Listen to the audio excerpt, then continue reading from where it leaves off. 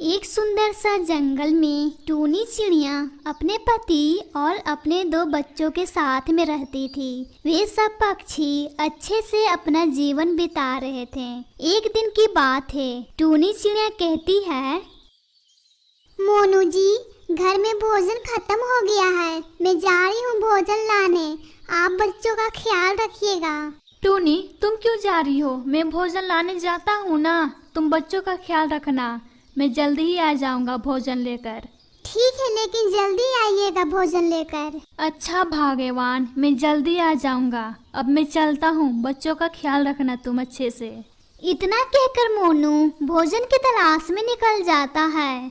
भोजन ढूंढते ढूंढते ना मिलने पर वो दूसरे जंगल में चला जाता है और एक पेड़ पर जाकर बैठ जाता है। फिर मोनू सोचने लगता है, हे ईश्वर, भोजन कब मुझे मिलेगी? मैं कितनी देर से भोजन ढूंढ रहा हूँ। मेरे बच्चे, मेरी पत्नी सब भूखे हैं। ईश्वर, पक्षियों का जीवन बिताना कितना कठिन होता है।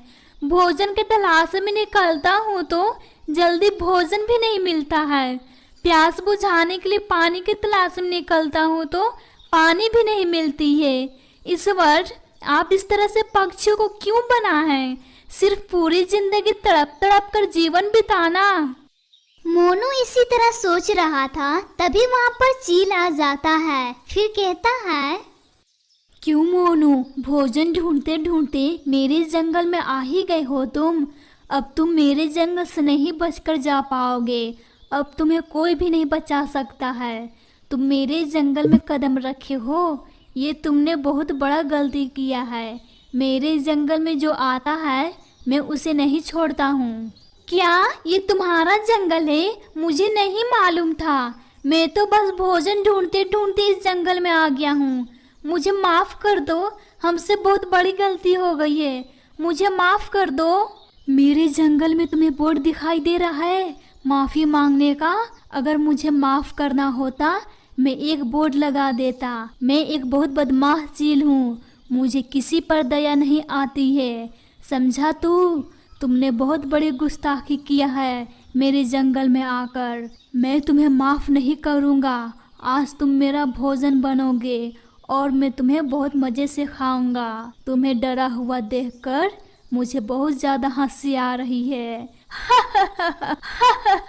मैं तुमसे माफ़ी मांग रहा हूँ ना, हमसे गलती हो गई है, मुझे माफ़ कर दो। अब मैं तुम्हारे जंगल में कभी नहीं आऊँगा। हमसे बहुत बड़ी गलती हो गई है, मुझे माफ़ कर दो। मुझ पर दया करो। मेरे बच्चे, मेरी पत्नी सब मेरा इंतज़ार करते होंगे। मुझे माफ़ कर दो। अब मैं तुम्हारे जंगल में नहीं आऊँगा, मुझे माफ़ कर दो। माफ़ी बिल्कुल भी नहीं मिलेगी, समझे तुम? मैं किसी को माफ़ नहीं करता हूँ। अब तुम मेरा समय बर्बाद मत करो और मुझे अपना पेट भरने दो। इतना कहकर चील मोनू को खा जाता है। इधर टूनी चिड़िया की बेटी नैना कहती है, माँ, मुझे बहुत जोर से भूख लगी है। पिताजी को गए हुए कितनी देर हो गई है माँ? पिताजी भोजन लेकर कब तक आएंगे? हाँ माँ, पिताजी को गए हुए कितनी देर हो गई है। अब तो थोड़ी देर में रात भी होने वाली है।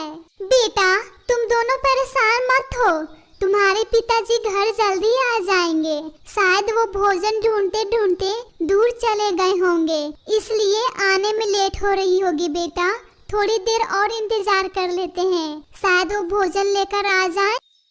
फिर तीनों पक्षी मोनू का इंतजार करते हैं। कुछ घंटे गुजर जाने के बाद भी मोनू घर नहीं पहुंचता है। फिर रात हो जाती है। टूनी चिड़िया अपने बच्चों से कहती है, बेटा, अब तक तुम्हारे पिताजी घर नहीं आए हैं। आज की रात हम सबको भूखे सोना होगा बेटा। शायद तुम्हारे पिताजी किसी और घर रुक गए होंगे, इसलिए वो नहीं घर पहुंच पाए। बेटा चलो बेटा, अब कल सुबह भोजन के लिए मैं जाऊंगी। तुम लोग परेशान मत हो, तुम्हारे पिताजी आ जाएंगे। इतना कहकर टूनी चिड़िया अपने बच्चों को सुला देती है और खुद भी सो जाती है। फिर थोड़ी देर में रात से दिन हो जाती है और सारे पक्षी भी उड़ जाते हैं। फिर कहती है नैना, माँ, पिताजी अभी तक नहीं आए हैं। रात भी गुजर गई है माँ। मुझे बहुत जोर से भूख लगी है माँ। अच्छा बेटा, अभी मैं जाती हूँ भोजन की तलाश में। मुनमुन बेटा, तुम दोनों बहनें अच्छे से रहना, कहीं मत जाना बेटा। मैं जल्दी आ जाऊंगी भोजन लेकर। माँ, तुम चिंता मत करो, बेफिक्र होकर जाओ भोजन लाने। हम दोनों बहनें अच्छे से रहेंगे। टूनी चिड़िया अपनी बेटी की बात सुनकर भोजन की तलाश में चली जाती है। टूनी चिड़िया थोड़ी देर और उड़ती है, तभी अचानक से टूनी चिड़िया को चक्कर आता है। फिर वो जमीन पर गिर पड़ती है। जमीन पर गिरने से उसकी वहीं पे मौत हो जाती है। इधर दोनों बच्चे अपनी माँ के इंतजार कर रहे थे। तभी नैना कहती है, मुनमुन, माँ को भी गए हुए कितनी देर हो गई है। माँ भी अभी तक भोजन लेकर नहीं आई है। अब हमसे भूख नहीं सहा जा रहा है। हाँ नैना, तुमने सही कहा। माँ भी अभी तक नहीं आई है भोजन लेकर। एक काम करते हैं नैना, हम दोनों माँ को ढूंढने निकलते हैं। शायद माँ मिल जाए। हाँ मुनमुन, सही कहा तुमने। चलो जल्दी। तब फिर दोनों पक्षी अपनी माँ की तलाश में निकल जाते हैं। थोड़ी देर और उड़ते हैं, तभी उन दोनों को टूनी चिड़िया दिखाई देती है। वो तुरंत अपनी माँ के पास आते हैं। ये देखकर नैना कहती है, मुनमुन, माँ को क्या हो गया है? माँ को बोलो उठने के लिए। माँ तो भोजन के लिए निकली थी, ये सब क्या हो गया? माँ हम दोनों को छोड़कर नहीं जा सकती है। ईश्वर, आप मेरी माँ को जिंदा कर दो। आपके पास तो ढेर सारी शक्तियाँ हैं। आप मेरी माँ को जिंदा कर दो ईश्वर। माँ के बिना मैं नहीं रह पाऊंगी। मेरी माँ को जिंदा कर दो ईश्वर। ईश्वर, मेरी प्रार्थना सुन लो ईश्वर। मेरी माँ को जिंदा कर दो ईश्वर। नैना मत रो बहन, शायद ईश्वर को यही मंजूर था। पहले पिताजी को अपने पास बुलाए, फिर माँ को। मालूम नहीं हम दोनों बहनों के भाग्य में क्या लिखा है। मत रो नैना, सब ठीक हो जाएगा। मत रो बहन, सब ठीक हो जाएगा। कैसे ठीक होगा मुनमुन? हम दोनों बहनों को कौन देखभाल करेगा? इस दुनिया में कोई भी नहीं है हम दोनों का।